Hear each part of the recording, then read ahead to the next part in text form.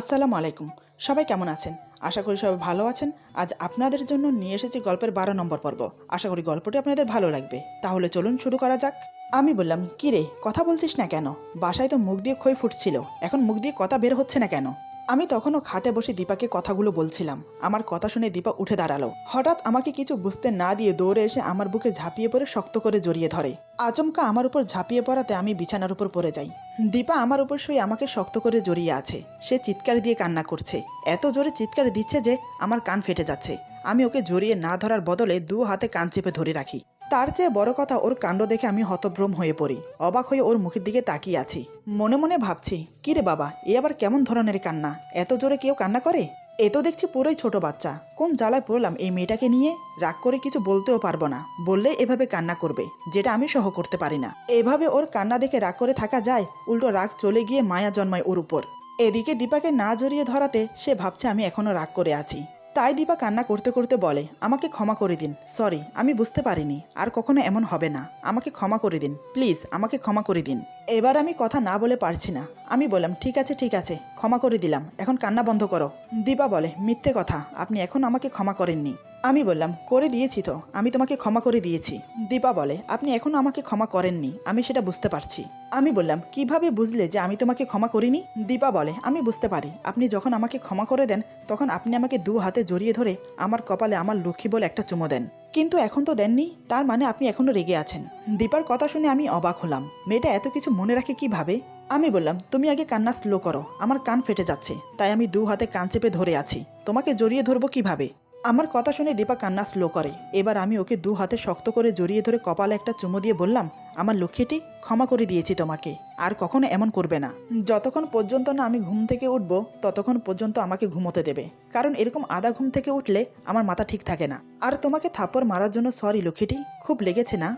দীপা মাথা নাড়িয়ে বোঝায়, "হ্যাঁ লেগেছে।" আমি ওর গালে হাত বুলিয়ে একটা চুমো দিলাম। দীপা আবার আমাকে শক্ত করে জড়িয়ে ধরে কান্না করে দেয়। সে আবার বলতে থাকে, "সরি, আমি আর এমন করব না, সরি, আমি আর কখনো এমন করব না।" একটানা কথাটা বলেই যাচ্ছে। আমি ওকে সান্ত্বনা দিয়েও থামাতে পারছি না। কি যে হলো মেয়েটার কিছুই বুঝতে পারছি না। ও তো এমন করার মেয়ে না, আজ হঠাৎ এমন করছে কেন? কথাটা বলতে বলতে মেয়েটা যে কখন ঘুমিয়ে গেছে আমার বুকের উপর সে নিজেও জানে না। মেয়েটা না খেয়ে ঘুমিয়ে গেছে। সবকিছু আমার জন্য হলো। কেন যে বারবার মাথাটা গরম হয়ে যায় একমাত্র আল্লাহই জানে। এখন কি করব? ডাকবো ওকে? কিন্তু আমার মন চাইছে না ওকে ডাকতে, তাই আর ডাকলাম না। ও আমার বুকের উপর যেভাবে আছে ঠিক সেভাবে রেখেই ওকে জড়িয়ে ধরে ঘুমিয়ে পড়লাম। খাবার টেবিলের উপর যেভাবে সাজানো ছিল সেভাবেই থেকে গেল। সারা রাত দীপা আমার বুকের উপর শুয়েছিল, একটুও নড়াচড়া করেনি।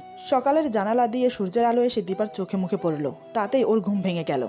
তার ঘুম ভাঙতেই দেখে সে আমার বুকের উপর ঘুমোচ্ছে। দীপার বুঝতে বাকি রইল না যে সারা রাত আমার বুকে ঘুমিয়েছিল। সে দেখলো আমি ওকে জড়িয়ে ধরে আছি। দীপা নড়ে চড়ে আমার মুখের সামনে এসে চট করে আমার কপাল একটা চুমু দিল, যেন খুব জলদি ছিল চুমুটা দেওয়ার জন্য। সে আমার চুলে বিলি কাটছে আর আমাকে খুঁটিয়ে খুঁটিয়ে দেখছে। ওর যেন স্বাদ মিটছে না আমাকে দেখে। দীপা মনে মনে বলে, "বাহ, আমার বরটা তো খুবই সুন্দর, খুবই স্মার্ট, এই লোকটার প্রেমে তো যে কেউ পড়বে। কিন্তু আমার থেকে আরো হাইপাই মেয়ে পাবে সে, তাহলে আমাকে কেন বিয়ে করলো? কি এমন দেখেছে সে আমার মাঝে? আমি তো তার নখের যোগ্য না। কথায় আছে না, যেটা ভাগ্যে আছে সেটাই হবে। হয়তো আমার ভাগ্যে ছিল উনি, তাই তো যেভাবেই হোক ওনার সাথে আমার বিয়ে হয়েছে।" এই ভেবে সে আমার কপালে আরো একটা চুমু দিয়ে উঠতে যাবে, ঠিক তখনই আমি ওকে চিৎ করে নিচে শুইয়ে দিয়ে ওর উপর উঠে বসি। তারপর ওর দু হাত বিছানার সাথে চেপে ধরে ওর কপালে একটা চুমু দিয়ে বললাম, "কি ভেবেছ চুপি চুপি আমাকে আদর করে চলে যাবে? সেটা হচ্ছে না লক্ষ্মীটি, আমার যে আরো আদর চাই।" দীপা ধরা পড়ে লজ্জায় মুখ লুকোনোর চেষ্টা করছে, কিন্তু আমি দু হাত ধরে থাকার কারণে কিছুই করতে পারছে না, তাই সে চোখ বন্ধ করে নেয়। দীপার মুখে স্পষ্ট লজ্জার ভাব ফুটে উঠেছে। আমি মুচকি হেসে ওর গালে একটা চুমু দিলাম। আমার ছোঁয়ায় দীপা শিউরে উঠল। আমি ওর কপালে, গালে, ঠোঁটে ছোট ছোট করে চুমু দিতে লাগলাম। তাতেই দীপার অবস্থা খারাপ। সে ছটফট করছে, নিজেকে ছাড়ানোর জন্য নয়, আমাকে আরো কাছে পাওয়ার জন্য। আমি ওর বুকে মুখ গুজে দিলাম। ওর হাত ছেড়ে দিয়ে চুলের মুঠি ধরে ওর গলায় কিস করতে লাগলাম, সাথে ছোট ছোট কামড় দিচ্ছি। ওর বুকে মুখ ডুবিয়ে নাক ঘষতে থাকি। দীপা হাত ছাড়া পেয়ে আমার মাথা শক্ত করে চেপে ধরে ওর বুকের সাথে। আমার মাথার চুল খামচে ধরে টানতে থাকে। আমি ওর বুক থেকে মাথা তুলে ওর চোখের দিকে তাকিয়ে ঠোঁটে ঠোঁট ডুবিয়ে দিলাম। ওর ঠোঁটে খুব গভীরভাবে চুম্বন করলাম। দীপা আমার প্রতিটা স্পর্শে থরথর করে কাঁপছে। এখন ওর আমাকে চাইয়ে চাই। এমন সময় হঠাৎ আমি ওর ঠোঁট ছেড়ে দিয়ে বললাম, "এই দীপা, আমার খুব খিদে পেয়েছে।" দীপা এতক্ষণ চোখ বন্ধ করেছিল। আমার কথায় চোখ খুলে আমার দিকে তাকায়। তার চোখে কামনার নেশা স্পষ্ট ফুটে উঠেছে। এটা দেখে আমি মনে মনে হাসছি। আমি মনে মনে বললাম, কি ম্যাডাম, কেমন লাগলো আমার প্রতিশোধ নেওয়া? আমাকে অপমান করা, আমাকে গাড়িতে 4 ঘন্টা বসিয়ে রাখা, মা বোনের সামনে আমাকে হেয় করা, সব কিছুর প্রতিশোধ নিয়ে নিলাম। এমন সময় তোমাকে ছেড়ে দিলে তোমার অবস্থা যে কি হবে সেটা ভেবে আমার হাসি পাচ্ছে। দীপা ফ্যাল করে আমার দিকে তাকিয়ে আছে। আমার কথা যেন তার মাথার উপর দিয়ে গেল। আমি বললাম, কি হলো, অমন করে কি দেখছো? বলছি আমার খিদে পেয়েছে, কিছু খেতে দেবে? এতক্ষণে দীপার সম্বিত ফিরল। দীপা বলে, আপনি না সরলে আমি কিভাবে উঠবো? ওর কথার মাঝে বিরক্তির ভাব ফুটে উঠেছে, কারণ এই অবস্থায় আমি ওকে ছেড়ে দেওয়াতে ওর মোটেও ভালো লাগছে না। আমি দীপার কথা মতো ওর উপর থেকে সরে বসলাম। দীপা উঠে আমাকে বলে, আপনি ফ্রেশ হয়ে আসুন, আমি নাস্তা দিচ্ছি। আমি দীপার কথা মতো ফ্রেশ হতে চলে গেলাম। মনে মনে ভাবছি, আজ বেশ জব্দ করেছি। আমাকে অপমান করো না, এখন দেখো কেমন মজা লাগে। এদিকে দীপা রান্নাঘরে গিয়ে জিনিসপত্র জোরে জোরে এদিক ওদিক নাড়াচাড়া করছে। আমার উপরের রাগটা জিনিসের উপর উঠাচ্ছে। না পারছে আমাকে কিছু বলতে, না পারছে আমার অপমান সহ করতে। দীপা রাগে গজগজ করতে করতে বলে, কি ভাবে নিজেকে খুব চালাক, এত কাছে কেউ এসে কাউকে ছেড়ে দেয়? উফ, কি সুন্দর মোমেন্টে বলে কিনা আমার খিদে পেয়েছে, এখন ইচ্ছে করছে চেপে ধরে মুখে ঠুসে ঠুসে খাবার ঢুকিয়ে দেই। বজ্জাত লোক একটা, 1 নম্বরের খাচ্চর। নিজের ইচ্ছায় কাছে টানে, আবার নিজের ইচ্ছায় ছেড়ে দেয়। আজকের পর থেকে আপনার আদরে আমি আর সায় দেব না। এভাবে বকবক করতে করতে আমার জন্য নাস্তা বানায়, নাস্তা টেবিলে সাজিয়ে আমাকে ডাকতে আসে। দীপা বলে, নাস্তা খেতে আসুন। আমি কিছু না বলে নাস্তা খেতে চলে গেলাম। আমি চেয়ার টেনে বসলাম, কিন্তু দীপা দাঁড়িয়ে আছে। আমি বললাম, কি হলো, দাঁড়িয়ে আছো কেন, বসো। দীপা বলে, আমি এখন খাবো না, পরে খাবো। আমি ওর হাত ধরে টেনে চেয়ারে বসিয়ে দিলাম। তারপর প্লেটে নাস্তা দিয়ে বললাম, খেয়ে নাও, পরে একা খেতে ভালো লাগবে না। আমি জানি দীপা আমার উপর রেগে আছে সকালের ব্যাপারটা নিয়ে। তারপরও সে কিছু বলল না, চুপচাপ বসে নাস্তা করে নিল। আমি নাস্তা শেষ করে রুমের দিকে আসছিলাম, ঠিক তখনই দীপা পেছন থেকে ডেকে বলে, আজকে তো হসপিটালে যেতে হবে, ডাক্তার বলেছিল চেক আপ করিয়ে আসতে। এখন রেডি হয়ে নিন, হসপিটালে যেতে হবে। আমি বললাম, এখন কোথাও যেতে ইচ্ছে করছে না, বিকেলে যাব। এই বলে রুমে চলে এলাম। সারাদিন মান অভিমানে সময়টা কাটে। বিকেলের দিকে রেডি হয়ে দীপাকে নিয়ে হসপিটালে গেলাম। হসপিটালে পৌঁছতে পৌঁছতে বিকাল 5:30 বেজে গেল। দীপাকে নিয়ে ডাক্তারের চেম্বারে গেলাম। ডাক্তার ওমর আমাদেরকে দেখে একগাল হেসে বলে, আরে তোমরা এসো এসো, এখানে বসো। আমি ডাক্তারকে সালাম দিয়ে চেয়ার টেনে বসলাম। দীপা বলে, আপনি এখানে বসুন, আমি একটু বাহির থেকে আসছি। এই বলে সে বেরিয়ে গেল। এই হসপিটালের সবকিছু ওর চেনা, তাই আমি কোনো আপত্তি করলাম না। হয়তো এখানে থাকতে অস্বস্তি হচ্ছে ওর, তাই ও বেরিয়ে যেতে চাইছে। ডক্টর ওমর আমাকে চেক আপ করে বলে, না আর কোনো ভয় নেই, এখন তুমি সম্পূর্ণ সুস্থ। আমি বললাম, অসংখ্য ধন্যবাদ আঙ্কেল।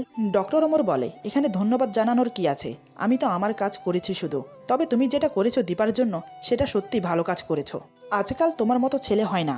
মেয়েটা অনেক গরিব, ওকে সাহায্য করে তুমি কোনো ভুল করনি। আমি বললাম, একে অপরকে সাহায্য করবে, এটাই তো নিয়ম। আমি দীপাকে সাহায্য না করলে হয়তো অন্য কেউ সাহায্য করতো। ডক্টর ওমর বলে, তারপরও এতগুলো টাকা দিয়ে কেউ কাউকে সাহায্য করে না। ওর ভাইয়ের সম্পূর্ণ খরচ তুমি উঠিয়েছো। আজকাল তো লোক 500 1000 দিয়ে কতবার বলে, কিন্তু তুমি নিজেকে গোপন রেখেছো, সেটাই সবচেয়ে বড় কথা। এটাকেই উপকৃত সাহায্য বলে। এদিকে আমাদের খেয়াল ছিল না, দীপা দরজার কাছে পর্দার আড়ালে দাঁড়িয়ে সব শুনছে। ডক্টরের কথা শেষ না হতে দীপা পর্দার আড়াল থেকে বেরিয়ে বলে, আপনি কি আমাকে দয়া দেখাচ্ছেন? কেন বলুন তো, আপনি আমার সাথে এরকম করছেন কেন?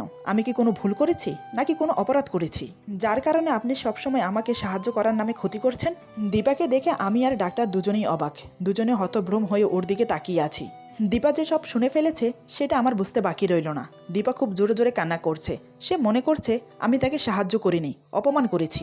আসলে আমরা ভুলে যাই, গরিব মানুষেরা সহজে কারোর সাহায্য প্রার্থী হতে চায় না, তাদের আত্মসম্মানটা একটু বেশি। দীপাও সেই ধাতের। দীপা বলে, প্লিজ বলুন না, কি এমন করেছি যার জন্য আপনি আমার সাথে এরকম করলেন, আমাকে এত দয়া দেখালেন? এই বলে দীপা জোরে জোরে কান্না করতে লাগলো। আমি বললাম, প্লিজ দীপা, এরকম করো না, আমি তোমাকে পরে সব বুঝিয়ে বলবো। প্লিজ চুপ করে যাও, এটা হসপিটাল, এখানে কোনো সিন ক্রিয়েট করো না। দীপা চেঁচিয়ে বলে, আপনি আমার প্রশ্নের উত্তর দিন, আপনি কেন আমাকে এভাবে দয়া দেখাচ্ছেন, কেন আমাকে এত স্বপ্ন দেখাচ্ছেন? আমি বললাম, দীপা বোঝার চেষ্টা করো, এটা হসপিটাল, অন্য কিছু নয়। এখানে অনেক পেশেন্ট আছে, তোমার চেঁচামেচিতে তাদের সমস্যা হতে পারে, তাই বলছি চুপ হয়ে যাও। আমি তোমাকে বাসায় গিয়ে সব খুলে বলছি, একটু শান্ত হয়ে যাও। কিন্তু না, দীপা আমার কোনো কথা শুনছে না। সে চিৎকার করে করে কান্না করেই যাচ্ছে। সে এটা মেনে নিতে পারছে না কেন সেটা সে নিজেও জানে না। তার বুকটা যেন ফেটে যাচ্ছে। সে মনে মনে ভাবছে, আমার সাথেই কেন এমন হয়, কেন উনি আমার সাথে এরকম করলো, কেন উনি আমাকে সবকিছুতে দয়া দেখাচ্ছে, কেন কেন? দীপা কান্না করতে করতে দেয়ালের সাথে ঠেস দিয়ে আস্তে আস্তে বসে পড়লো মেঝেতে। ওর এই অবস্থা দেখে আমি সহ করতে পারছি না, নিজেকে খুব অপরাধী মনে হচ্ছে। আমি ওকে উঠিয়ে দাঁড় করানোর জন্য এগিয়ে গেলাম।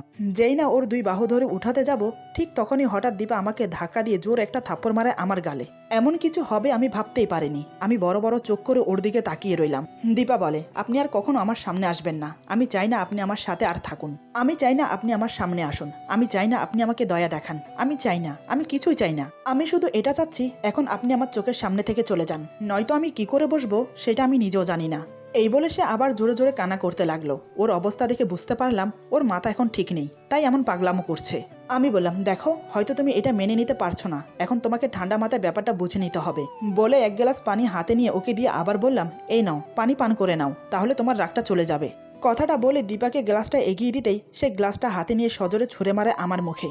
গ্লাসটা সোজা এসে আমার কপালে লেগে মেঝেতে পড়ে ভেঙে যায়। সাথে সাথে আমার কপাল ফেটে রক্ত পড়তে থাকে।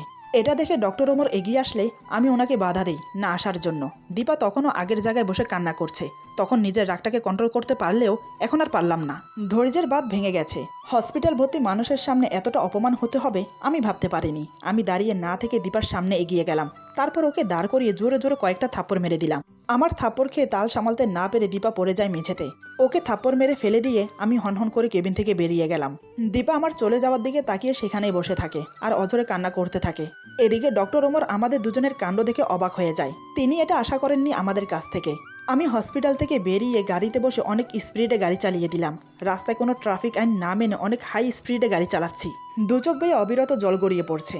আমি ভাবতে পারিনি দীপা আমার সাথে এমন করবে। আমি যদি জানতাম ওকে হসপিটালে নিয়ে আসলে এমন কিছু হবে, তাহলে আমি একাই আসতাম।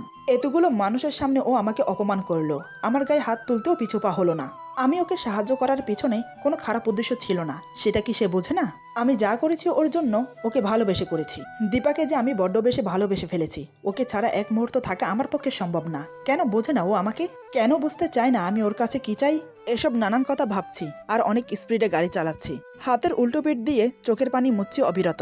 গাড়ি যে কোনো সময় অ্যাক্সিডেন্ট হতে পারে, সেদিকে আমার কোনো হুঁশ নেই। হঠাৎ আমি গাড়ির লুকিং গ্লাসে দেখলাম একটা গাড়ি অনেকক্ষণ থেকে আমাকে ফলো করছে। সে বিষয়ে আমি কিছুই জানতাম না। আজ কি ঘটতে চলেছে আমার সাথে? গাড়িটা খুব স্পিডে চলছে, যে কোনো সময় আমাকে ওভারটেক করবে। অনেকক্ষণ পর গাড়িটা আমার গাড়িকে ক্রস করে আমার গাড়ির সামনে এসে দাঁড়ালো, যার ফলে আমি অনেক দ্রুত ব্রেক করতে গিয়ে মাথায় বাড়ি লাগে আর সাথে সাথে গাড়িটা উল্টে যায়। আমার তেমন চোট লাগেনি। তবে সামনে দাঁড়িয়ে থাকা গাড়ি থেকে সেদিনের মেয়ে দুটি নেমে এলো, যে মেয়েদেরকে আমি হসপিটালের সামনে থাপ্পড় মেরেছিলাম। মেয়ে দুটির সাথে আরো কয়েকজন ছেলে আছে। ছেলেগুলির হাতে হকি স্টিক, কারো হাতে ছুরি, আবার কারো হাতে পিস্তলও আছে। এদিকে ছেলে মেয়েগুলো আমার সামনে এসে দাঁড়ায়। একম মেয়ে বলে, কিরে কুত্তার বাচ্চা, সেদিন তো অনেক বকবক করলি, সেদিন তোকে পুঁতে ফেলতে পারতাম, কিন্তু তখন মজা পেতাম না। এখন তোকে ইচ্ছে মতো মারবো, অনেক মজা করব তোকে মেরে। দ্বিতীয় মেয়ে বলে, তুই জানিস কাদের গায়ে হাত তুলেছিলি? তোর ভাগ্য ভালো ছিল সেদিন, আমাদের মোট ছিল না তোকে মারার। কিন্তু আজকে কেন জানি তোকে দেখে মোট জেগে উঠলো। অনেক আফসোস হচ্ছে জানিস, কারণ আমি এই প্রথম আমার কোনো ক্রাশকে মেরে ফেলতে যাচ্ছি। বলে সবাই হো হো করে হাসতে লাগলো। এদিকে আমি মনে মনে ভাবছি, আজকে আমার শেষ দিন। আমি হয়তো আর কোনোদিন দীপার ওই মুখটা দেখতে পাবো না। আমার ভাগ্যে মনে হয় এটাই ছিল। আমার জীবনটা বড়ই অদ্ভুত। যাকে এত ভালোবাসলাম সে আমার মনটা বুঝতে পারলো না। আমার কপালটা অনেক খারাপ আজকে, তাই আমাকে পৃথিবী থেকে বিদায় নিতে হচ্ছে। এদিকে ছেলে মেয়েগুলো আমাকে গাড়ি থেকে টেনে হিঁচড়ে বের করলো, তারপর হকি স্টিক দিয়ে মারা শুরু করলো। এদিকে মেয়ে দুটো ভিডিও করছে আর মজা নিচ্ছে। আমার চিৎকার কারো কানে যাচ্ছে না। আমি অনেক জোরে জোরে চিৎকার করছি আর চোখ দিয়ে অনর্গল পানি গড়িয়ে পড়ছে। কিন্তু ছেলেগুলোর মন পাষাণ, একটু দয়া মায়া হলো না। ওরা আমাকে ইচ্ছে মতো পিটাতে লাগলো। আমার এখন মরা মরা অবস্থা। এদিকে অজরধারে বৃষ্টি নেমেছে। বৃষ্টির পানিতে আমার রক্ত মিশে একাকার হয়ে যাচ্ছে। একম মেয়ে পিস্তল বের করে আমার দিকে তাক করে মারার জন্য।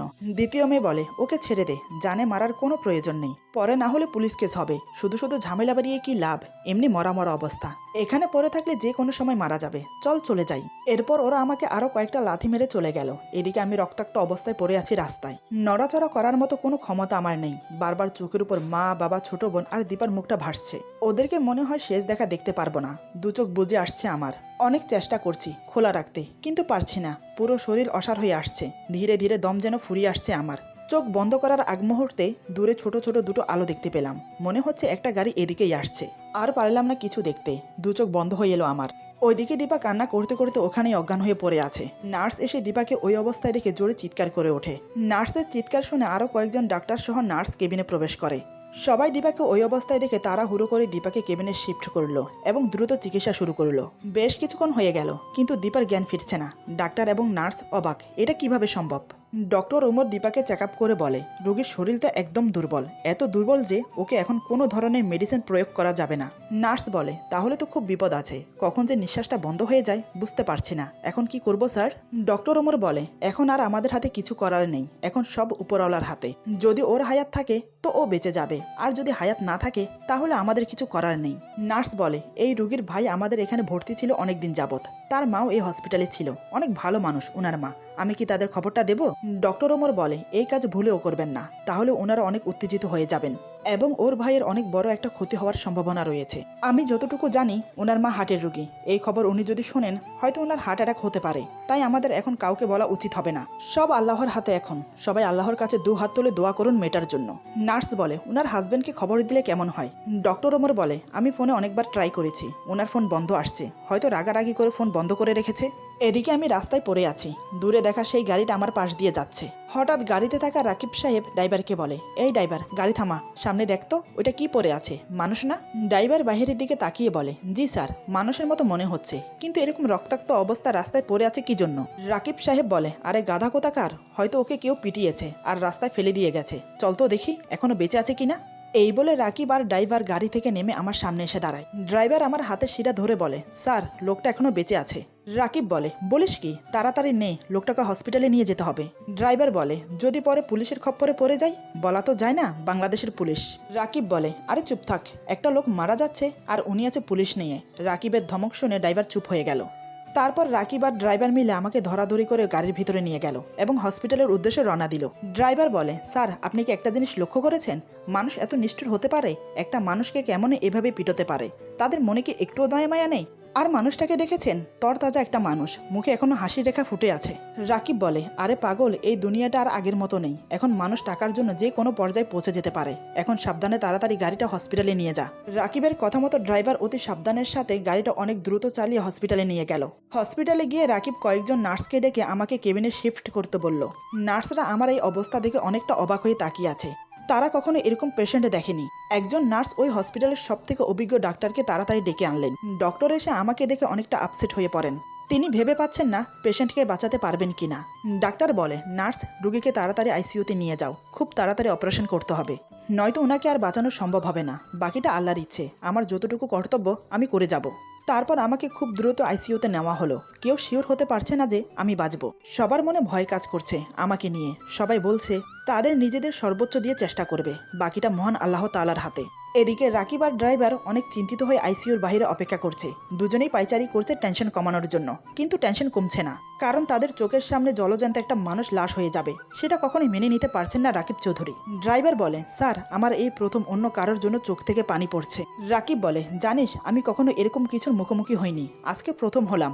আমার ইচ্ছে করছে আমি অনেক জোরে জোরে কান্না করে নিজের মনটাকে হালকা করি, কিন্তু সেটাও করতে পারছি না, কারণ পুরুষ মানুষকে কান্না করতে নেই। তারপরও আমার জন্য তাদের চোখে পানি। ওইদিকে দীপাকে 2 হাতে 2টো স্যালাইন লাগানো হয়েছে।